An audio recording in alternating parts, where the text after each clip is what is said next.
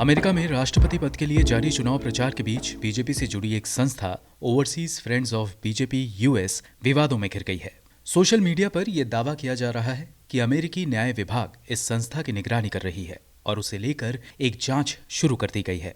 कुछ महीने से संगठन की सभी गतिविधियों के निलंबन के बाद अब इसके अध्यक्ष कृष्णा रेड्डी अनुगुला के इस्तीफे की अटकलें भी अचानक तेज हो गई है। हालांकि सोशल मीडिया पर जांच से जुड़े दावों को overseas friends of BJP US ने खारिज किया है। संगठन का दावा है कि कृष्णा रेड्डी ने पारिवारिक कारणों के चलते अध्यक्ष पद छोड़ा है और अदापा प्रसाद को कार्यकारी अध्यक्ष के रूप में कमान सौंपी गई है।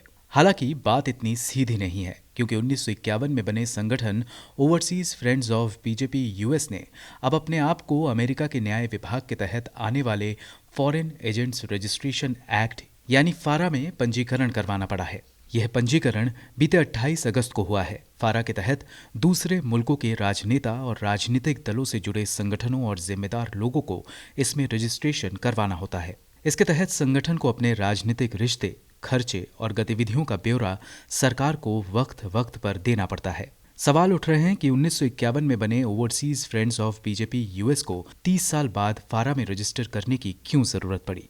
क्या इसकी वजह अमेरिकी चुनाव अभियान में रिपब्लिकन पार्टी के अभियान वीडियो में हाउडी मोदी और नमस्ते ट्रंप कार्यक्रमों को जमकर भुनाने के कारण हुआ?